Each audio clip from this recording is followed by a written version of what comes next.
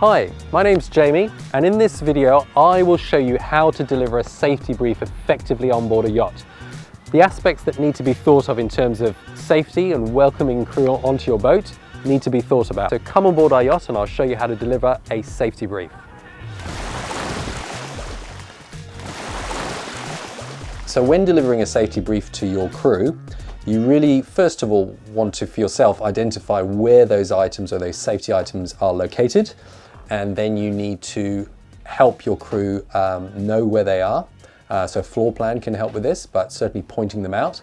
And then you need to make sure that they are proficient in using those safety items. So we're going to go through a few of those items right now. The things you should talk about are flares. That would probably be number one on my list. The location of the flares, what type of flares you carry. You'd want to talk about your EPIRB, so your positioning device, emergency positioning device, location and usage of your VHFs, if you have one or multiples, any kind of alternative navigation equipment. So if your chart plotter stops working, you need to know where the charts are located on board. You would also want to know where any firefighting equipment is, so fire extinguishers, fire blanket, all those kind of things. Your V-sheet, pretty useful one, an internationally recognized distress signal. You lay it over the top of the vessel. Of course, your life jacket. So that's probably one of the first things you're going to hand to your crew when they step on board is your life jacket or their life jacket with a tether, and then you're starting your safety talk off in the right way. They also will need to know where the shutoff for the gas valves are on board. So if you're using a bottle, where the bottle is located, how to turn the bottle on and off. If there's a shutoff inside the yacht, you need to tell them where that is. Also the emergency exit, so if you have hatches and they open and people can get out of there, tell them how to open those hatches and where they can get out from. And then finally, where the pumps are. So if there are any pumps on board, whether they're manual bilge pumps or electric bilge pumps, so we turn ours on at the back here, but we also have a couple of manual pumps that you can use on board, and they need to know where those are located. So first of all, we're going to start off with the life rings here on my port side.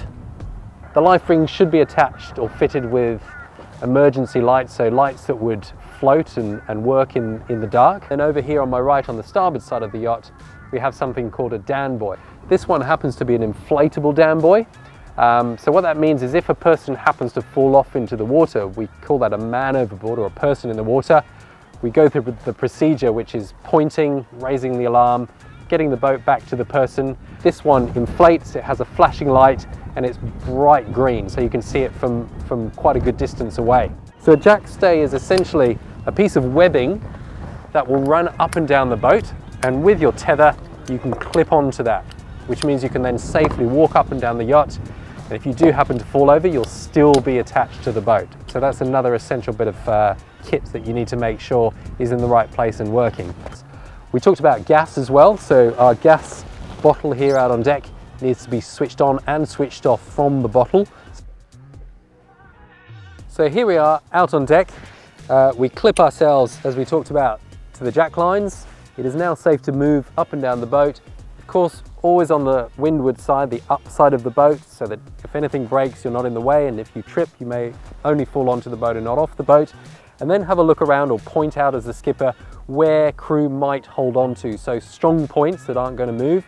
Lifelines are good. Shrouds, stays, anything that's solid you can hold on to, but like a loose line, for example, is not a good place to hold on to. So those are our top tips for moving around the boat and all the safety equipment that we've discussed today. In conclusion, just make sure that your crew are really aware of where the location of all the safety items are, how to walk around the boat. If anyone's feeling nervous or potentially seasick, make sure that they give you that information beforehand or have a little chat with them without making people feel uncomfortable, and keep the boat safe at all times.